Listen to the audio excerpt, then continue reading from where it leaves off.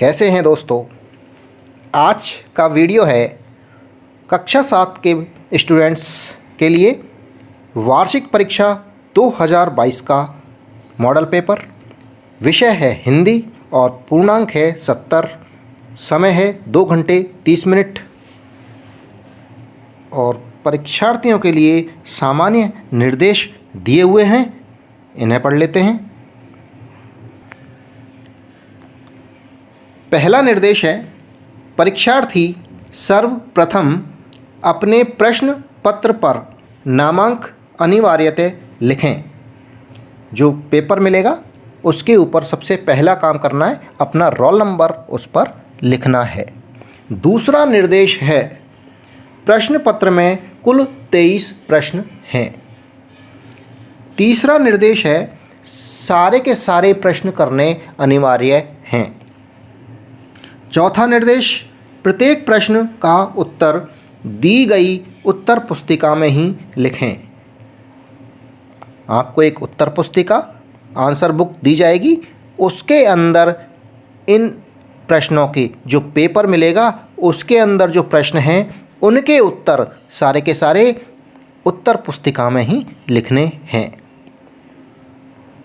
पांचवा निर्देश है, जिन प्रश्नों में आंतरिक खंड हैं उन सभी के उत्तर एक साथ ही लिखें।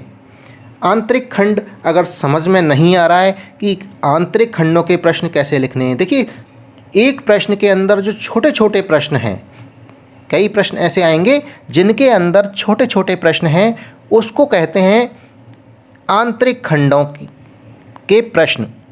तो ऐसे प्रश्न जिनमें आंतरिक खंड हैं उन सभी के उत्तर अपनी उत्तर पुस्तिका में एक स्थान पर, एक ही जगह पर लिखने हैं, एक साथ में।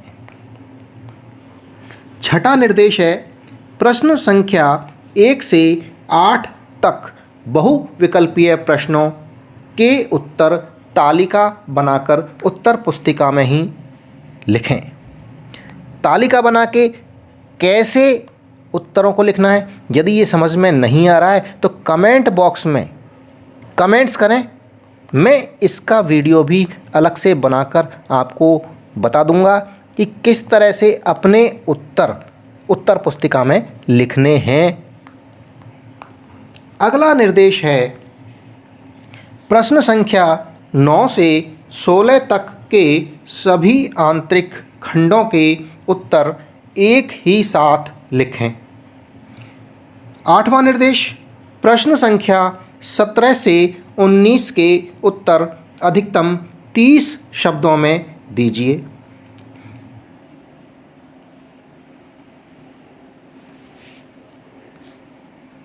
निर्देश संख्या 9 है, प्रश्न संख्या 20 में दिए गए पद्यांशों में से किसी एक की सप्रसंग व्याख्या करें। ये जो गद्यांश लिख रखा है, ये गद्यांश की जगह इसको करेक्ट कर लें पद्यांश।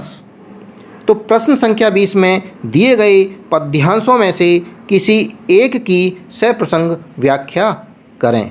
तो 2 पद्यांश दिए गए हैं इसमें अथवा के अंदर, उनमें से जो भी पद्यांश का अर्थ अच्छी तरह से आपको आता है उसे आप यहाँ कर सकते हैं। 10वां निर्देश है, प्रश्न संख्या 21 में दिए गए गद्यांशों में से ही सभी प्रश्नों के उत्तर छांटकर एक ही साथ लिखें। ये भी सारे जो प्रश्न हैं गद्यांश के वो एक ही जगह पर एक साथ लिखने हैं। 11वां निर्देश है, प्रश्न संख्या 22 से 23 के उत्तर अधिकतम 150 शब्दों में दीजिए। ये इंस्ट्रक्शंस हो गए, निर्देश हो गए। अब प्रश्न पत्र की शुरुआत करेंगे। तो निर्देश हैं, सही उत्तर को चिन्हित कीजिए। पहला प्रश्न है, पक्षियों को खाने में अच्छा लगता है। तो सही ऑप्शन आ जाएगा ब, पहले का ब हो जाएगा, नीम की कड़वी निबोरियां खाना। दूसरा प्रश्न है, गांव के लड़के धमाके से कूद रहे थे। तो लड़के कहाँ कूद रहे थे? झाग भरे जलाशयों में। तो दूसरे प्रश्न का सही ऑप्शन है ब। ये बहुविकल्पात्मक प्रश्न है।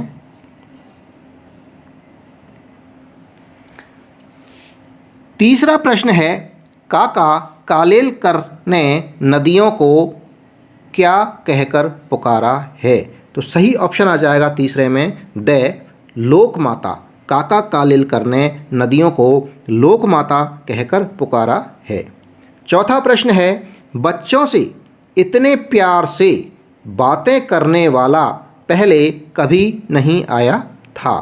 चौथे प्रश्न का सही ऑप्शन है ए फेरी वाला। बच्चों से इतने प्यार से बात करने वाला ऐसा फेरी वाला पहले कभी नहीं आया था।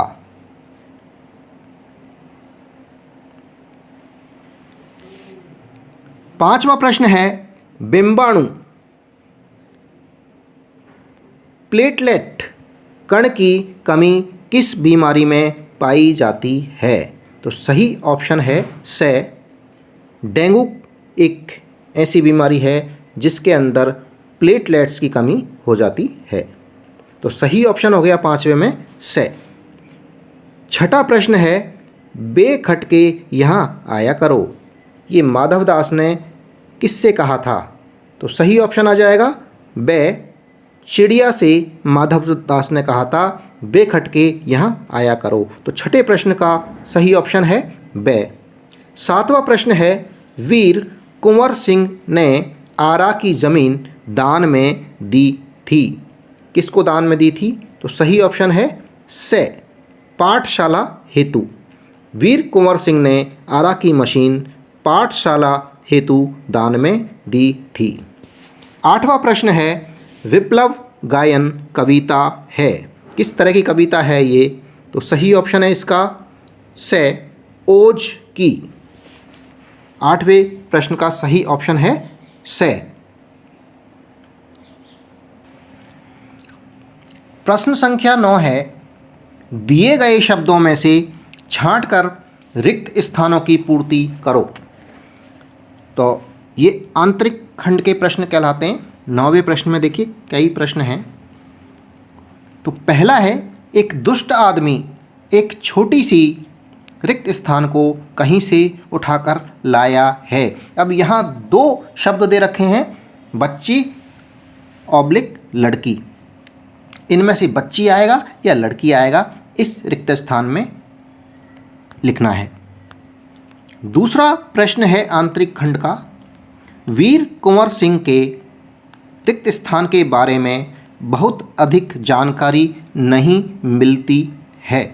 तो वीर कुंवर सिंह के युवावस्था के बारे में या बचपन के बारे में बहुत अधिक जानकारी नहीं मिलती है। युवावस्था आएगा या बचपन आएगा, सही जो आएगा वो इसका उत्तर होगा, वो लिखना है। 9वें का तीसरा प्रश्न है, मीठा शब्द की भाववाचक संज्ञा रिक्त स्थान। तो मीठा शब्द की भाववाचक संज्ञा कौन सी है? मिठास है या मीठा सा। जो भी सही है वो यहाँ आ जाएगा। चौथा है, सब कुछ जानने वाला। सब कुछ जानने वाला सर्वज्ञ होता है या सर्वज्ञानी होता है। अब इनके उत्तर देख लेते हैं, जो सही शब्द हैं वो कौन से हैं ये देख लेते हैं। तो एक दुष्ट आदमी एक छोटी सी, यहाँ रिक्त स्थान में आ जाएगा लड़की को कहीं से उठाकर लाया है। रिक्त स्थान में लड़की आ जाएगा। दूसरा है, वीर कुंवर सिंह के बचपन के बारे में बहुत अधिक जानकारी नहीं मिलती है। यहाँ बचपन आ जाएगा। तीसरा है, मीठा शब्द की भाववाचक संज्ञा है मिठास। चौथा है, सब कुछ जानने वाला क्या कहलाता है? सर्वज्ञ। अब है प्रश्न संख्या 10। निम्नलिखित प्रश्नों के उत्तर एक पंक्ति में दीजिए। 10वें का पहला है, कवि विप्लव गायन कविता में किनका आह्वान करता है? उत्तर है, कवि विप्लव गायन कविता में देश के नव युवकों का आह्वान करता है। दूसरा प्रश्न है 10वें का, धनराज आने जाने में किसका प्रयोग करते थे? उत्तर हो जाएगा धनराज आने जाने के लिए लोकल ट्रेन और बस का प्रयोग करते थे। तीसरा प्रश्न है 10वें का, मृत्यु के बाद लेखक को दादी माँ कैसी लगी? उत्तर है मृत्यु के बाद लेखक को दादी माँ शाप भ्रष्ट देवी सी लगी।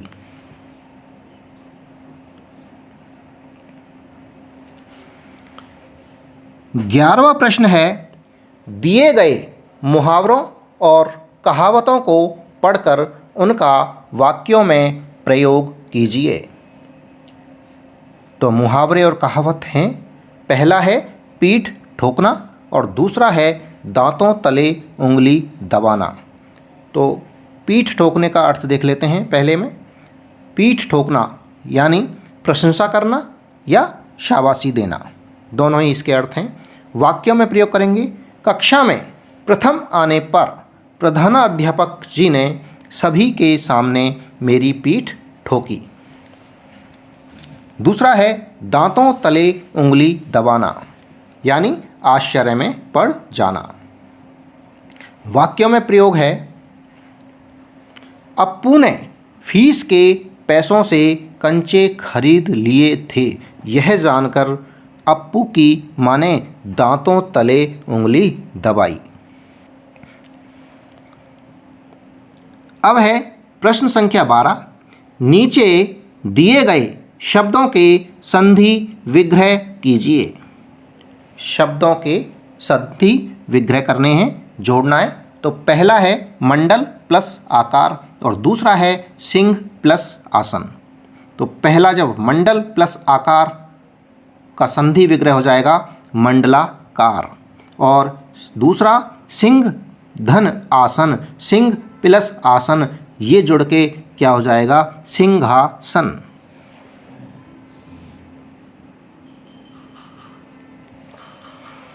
प्रश्न संख्या 13, नीचे दिए गए शब्दों के संधि विच्छेद कीजिए।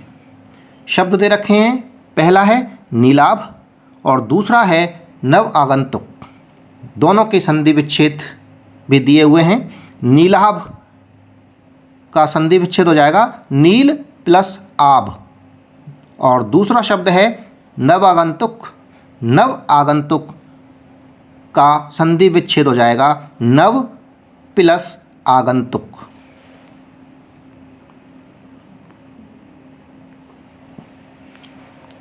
प्रश्न संख्या 14 है, निम्नलिखित शब्दों में से किन्हीं दो के विलोम शब्द लिखिए।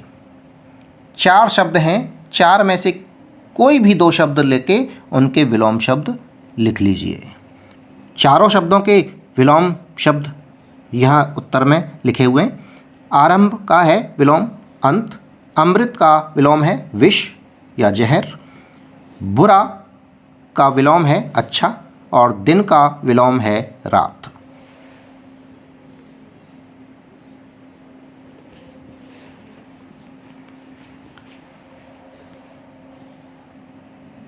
प्रश्न संख्या 15, निम्नलिखित शब्दों में से किन्हीं दो के शुद्ध रूप लिखिए। ये अशुद्ध शब्द हैं, इनके शुद्ध शब्द लिखने हैं। किन्हीं दो के, चारों के बता रहा हूँ मैं, 4 शब्द हैं, चारों के शुद्ध रूप बता देता हूँ।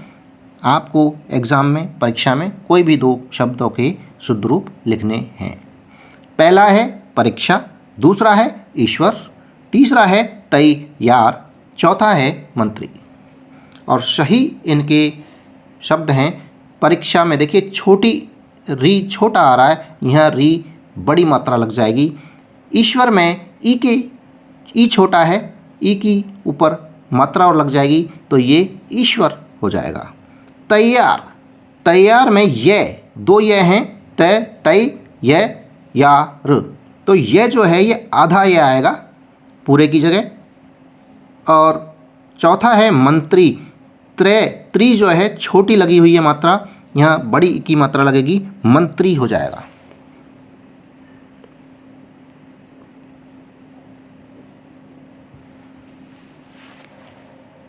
प्रश्न संख्या 16, निम्नलिखित शब्दों में से किन्हीं दो के तीन तीन पर्यायवाची शब्द लिखिए। किन्हीं दो शब्दों के तीन तीन पर्यायवाची शब्द लिखने हैं। तो पहला शब्द है पक्षी, दूसरा है नदी, तीसरा है समुद्र, चौथा है बादल। चारों शब्दों के तीन तीन पर्यायवाची शब्द बता देता हूँ। आप कोई भी दो शब्दों के तीन तीन पर्यायवाची शब्द लिख देना परीक्षा में। तो ये हो गया, पक्षी का हो गया खग, विहग और नभचर। नदी के पर्यायवाची शब्द हो गए सरिता, तरंगिणी, तटनी।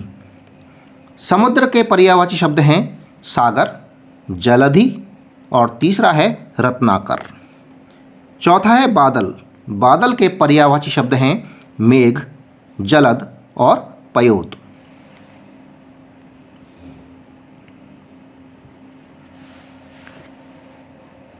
प्रश्न संख्या 17 है, ठिठियाना और धकियाना शब्द में आना प्रत्यय का प्रयोग हुआ है। ठिठियाना आना और धकियाना आना, इसमें भी धकियाना में भी आना प्रत्यय का प्रयोग हुआ है और ठिठियाना में भी प्रत्यय आना प्रत्यय का प्रयोग हुआ है। इस प्रत्यय से जुर्माना शब्द भी बन जाता है। जैसे जुर्माना आना आ रहा है ना इसमें, तो आना प्रत्यय से बनने वाले तीन सार्थक शब्द लिखिए। तो तीन शब्द जिनके अर्थ निकलते हों। तो आना प्रत्यय से बनने वाले तीन शब्द हैं धमकाना, धमक आना, ये ना धमकाना, दूसरा हो गया चमकाना और तीसरा हो गया घर आना। प्रश्न संख्या 18 है, लेटर बॉक्स को सभी लाल ताऊ कहकर क्यों पुकारते थे? उत्तर है, लेटर बॉक्स को सभी लोगों द्वारा लाल ताऊ कहकर पुकारने का कारण था लेटर बॉक्स का पूरा लाल रंग में होना। इसके अलावा लेटर बॉक्स चोरी चोरी सबकी चिट्ठियों को पढ़ लेता था और समाज के लिए चिंतित होता था। इसी कारण से चिंता कौन करता है? ताऊ जी अपने बड़े। तो इसीलिए, और लाल रंग का था, इसलिए इसको लाल ताऊ कहकर पुकारते थे।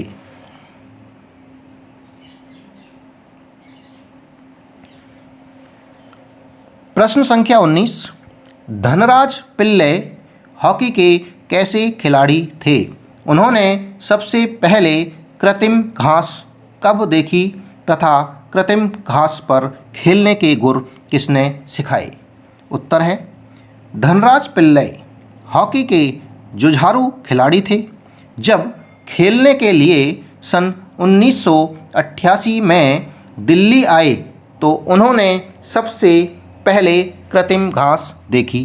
धनराज पिल्लै को कृत्रिम घास पर खेलने के गुर सोमैया और जोक्विन कार्वालो ने सिखाए।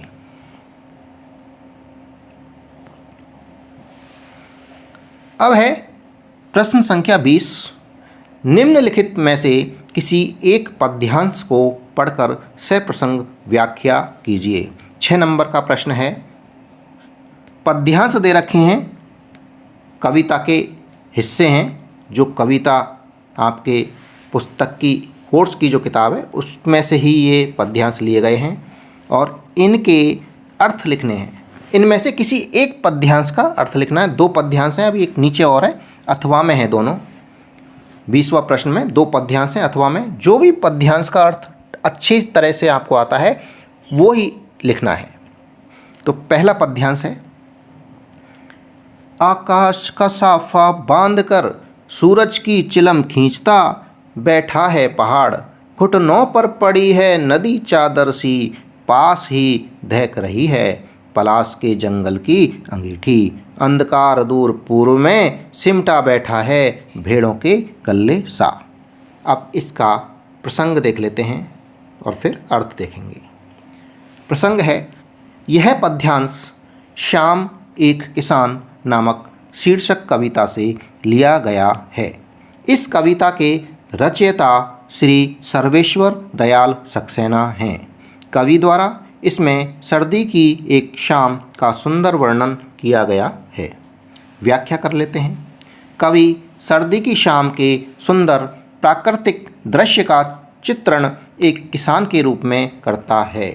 सर्दी की शाम का, जो सर्दी की शाम है उसका सुंदर प्राकृतिक दृश्य का चित्रण किसान के रूप में करता है और कहता है कि शाम को पहाड़ मानो बैठे हुए एक किसान जैसा है। शाम को जो पहाड़ है वो एक किसान की तरह लगता है कि ये जैसे कोई किसान बैठा हुआ है, और आसमान पहाड़ के सिर पर साफे के समान बंधा है। जैसे किसान का साफा होता है, इस तरह से ऐसा लगता है कि जो आसमान है वो पहाड़ के सिर पर बंधा हुआ है। पहाड़ के नीचे बहती हुई नदी उस पहाड़ के घुटनों पर रखी चादर जैसी लग रही है। पलाश के पेड़ों पर खिले लाल लाल फूल जलती हुई अंगीठी जैसे लग रहे हैं। पूरब की दिशा में क्षितिज पर अंधकार गहराता जा रहा है, जो सिमटकर बैठी हुई भेड़ों के झुंड सा प्रतीत हो रहा है।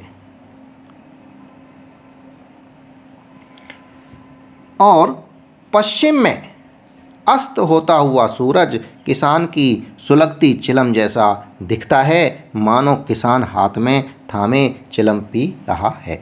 ये तो पद्यांश का सप्रसंग व्याख्या हो गई, एक पद्यांश की। अब अथवा में दूसरा पद्यांश है, उसको भी देख लीजिए।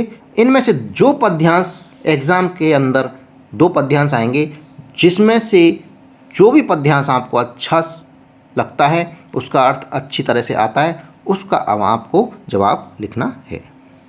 अथवा के अंदर दूसरा पद्यांश है। जब किसी ढब से निकल तिनका गया, तब समझ नयों मुझ ताने दिए। ऐठता तू किस लिए इतना रहा, एक तिनका है बहुत तेरे लिए। अब प्रसंग देख लेते हैं इसका। प्रस्तुत पद्यांश अयोध्या सिंह उपाध्याय हरिऔध द्वारा रचित एक तिनका शीर्षक नामक कविता से लिया गया है। कवि ने यहाँ आँख से तिनका निकालने और तिनकों को शक्तिहीन न समझने का वर्णन किया है। अर्थ ये है, भावार्थ ये है कि अपने से जो तुच्छ छोटे प्राणी हैं, कमज़ोर प्राणी हैं, उनको कभी तुच्छ नहीं समझें। इसका भावार्थ यही है। व्याख्या है, कवि कहता है कि जब बहुत प्रयत्न करने के बाद, बहुत कोशिशों के बाद आँख से तिनका निकल गया, तब मेरी बुद्धि ने ताने देते हुए कहा कि तुम्हें अपने ऊपर इतना घमंड नहीं करना चाहिए, क्योंकि एक तिनका ही तुम्हारे घमंड को दूर करने के लिए काफ़ी है।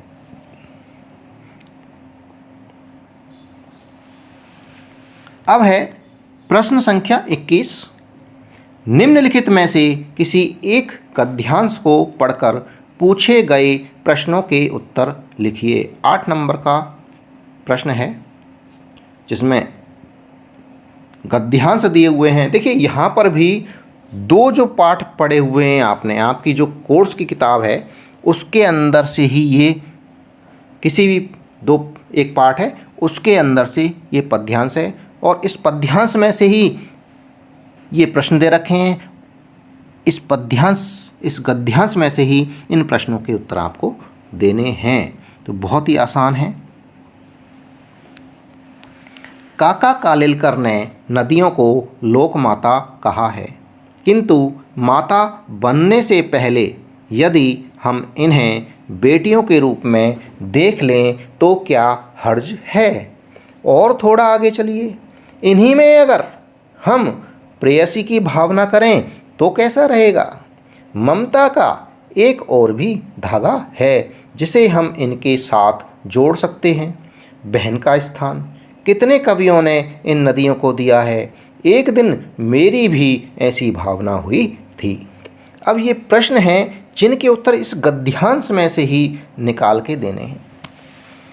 तो सबसे पहला प्रश्न है गद्यांश का, उपर्युक्त गद्यांश किस पाठ से लिया गया है। तो आपने बुक पढ़ रखी है तो इतना सा तो आपको याद रखना पड़ेगा कि ये गद्यांश किस पाठ से, उस गद्यांश का शीर्षक क्या है।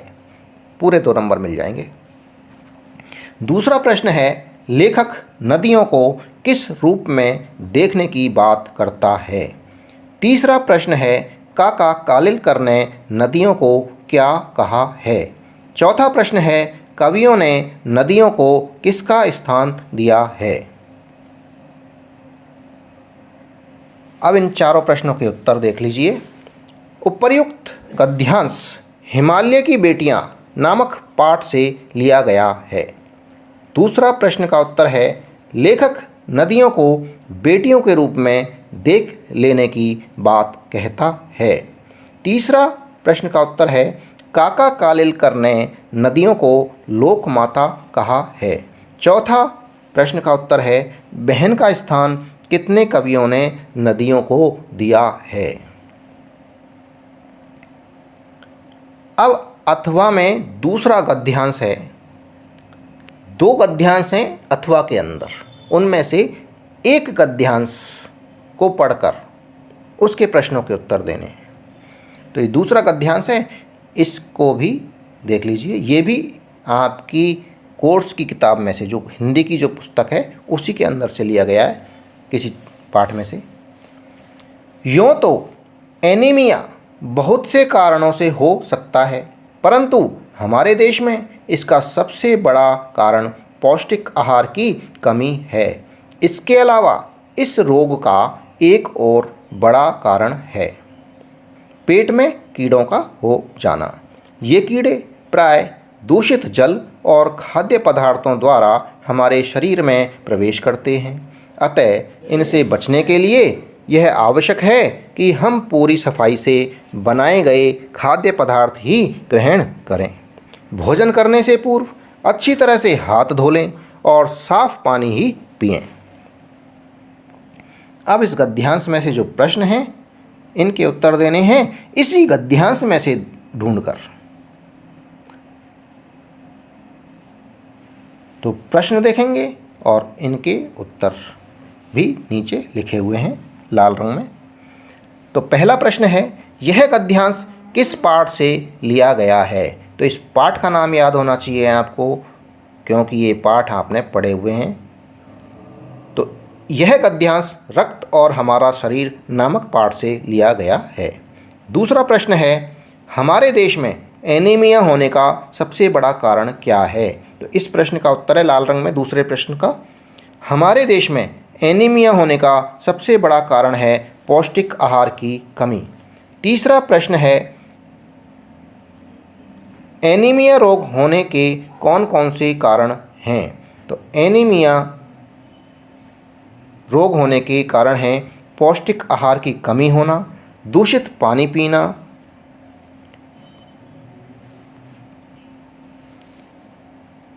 और दूषित खाद्य पदार्थ खाना। चौथा प्रश्न है, रोग के कीड़े हमारे शरीर के अंदर कैसे प्रवेश करते हैं। उत्तर हो जाएगा, रोग के कीड़े हमारे शरीर के अंदर दूषित खाद्य पदार्थ तथा दूषित जल के माध्यम से हमारे शरीर में प्रवेश करते हैं।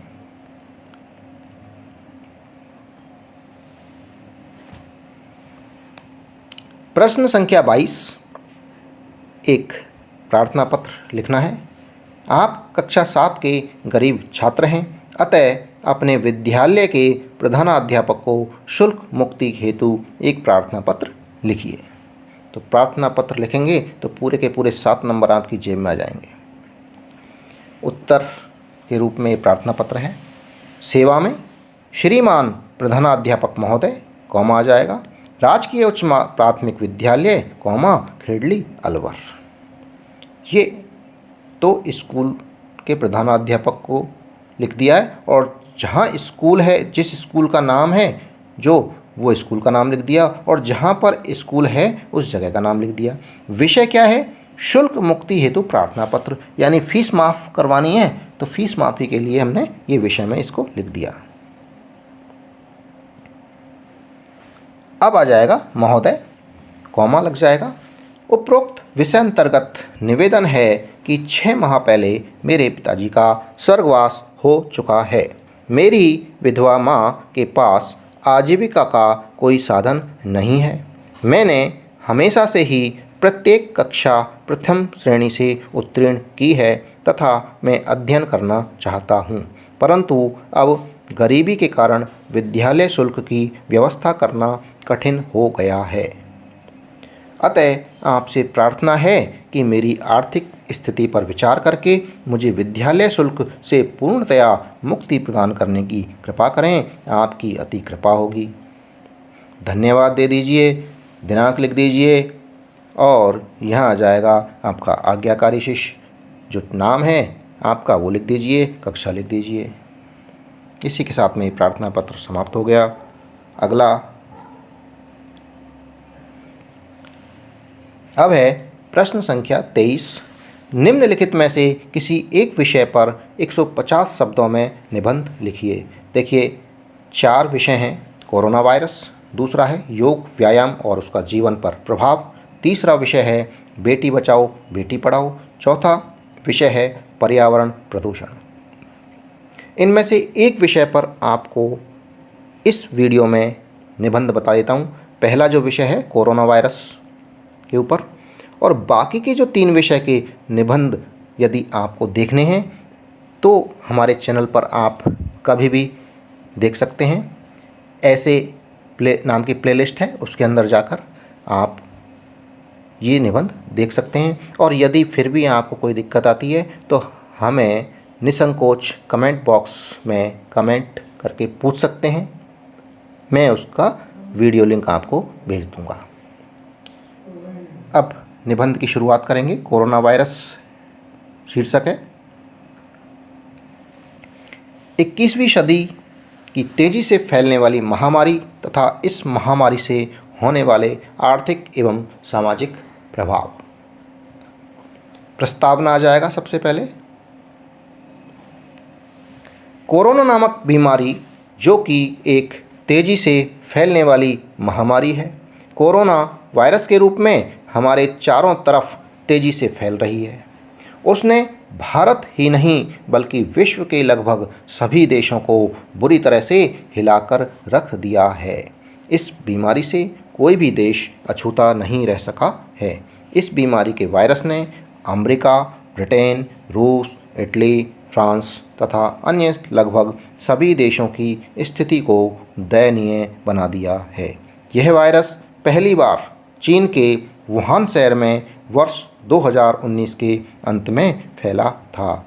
चूँकि पहली बार यह वायरस वर्ष 2019 में आया था, इसी कारण विश्व स्वास्थ्य संगठन WHO यानी इंग्लिश में इसका फुल फॉर्म हो जाएगा वर्ल्ड हेल्थ ऑर्गेनाइजेशन द्वारा इस कोरोना वायरस का नाम कोविड-19 रखा गया था।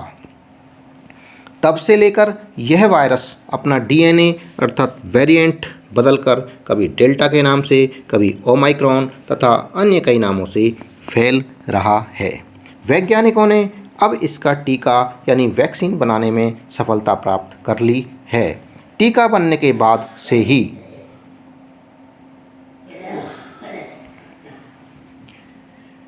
भारत में यह टीकाकरण अभियान बहुत बड़े स्तर पर चलाया गया है, जिसके परिणाम स्वरूप बहुत ही कम समय में भारत में 150 करोड़ से अधिक टीके की डोज लोगों को लगाई जा चुकी है। कोरोना वायरस के लक्षण। किसी संक्रमित व्यक्ति के संपर्क में आने पर यह वायरस तेज़ी से फैलता है। संक्रमित हो चुके व्यक्ति के बुखार, जुकाम, सांस लेने में तकलीफ, सिर में तेज दर्द, सूखी खांसी, गले में खराश इत्यादि समस्याएं होती हैं। कोरोना वायरस के बचाव के तरीके।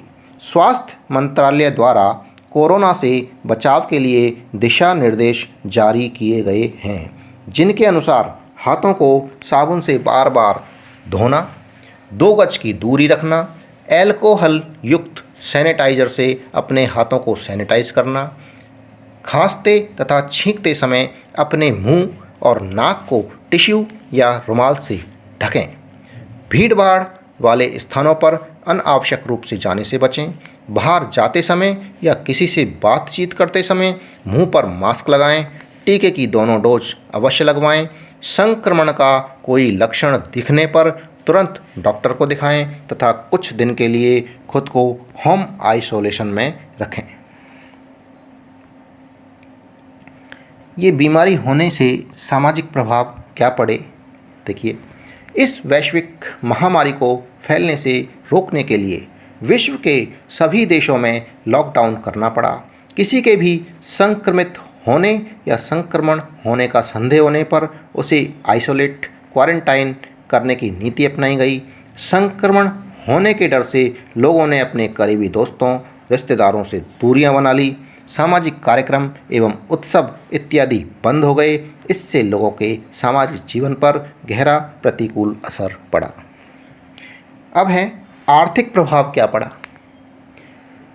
विश्व के लगभग सारे देशों में लॉकडाउन की वजह से व्यापार, उद्योग आदि बंद हो गए, जिससे लोगों के रोजगार तथा आजीविका पर प्रतिकूल असर पड़ा। परिणाम स्वरूप लगभग सभी क्षेत्रों में आर्थिक मंदी दिखाई पड़ने लगी। सरकारों के राजस्व में भारी कमी आ गई। वहीं दूसरी ओर जांच प्रक्रिया, दवा, क्वारंटाइन की व्यवस्था, ज़रूरतमंदों को मदद पहुंचाने के चलते सार्वजनिक व्यय में भारी वृद्धि हो गई, जिसका सरकारों के खजानों पर अतिरिक्त व्यय का भारी असर पड़ा। इस तरह इस महामारी ने संपूर्ण विश्व में सभी देशों की अर्थव्यवस्था को तोड़कर रख दिया। उपसंहार: कोरोना महामारी जो 21वीं सदी की सबसे तेज़ फैलने वाली बीमारी है, जिसने पूरे विश्व को अपनी चपेट में ले लिया है। इस महामारी से अपने को तो बचाना है ही, साथ ही हमें दूसरे लोगों का भी ध्यान रखना चाहिए और वसुधैव कुटुंबकम की कहावत सार्थक करते हुए देश तथा समाज की समृद्धि में सबको मिलजुल कर योगदान करना चाहिए, ताकि सभी लोगों का जीवन पुनः पटरी पर आ सके।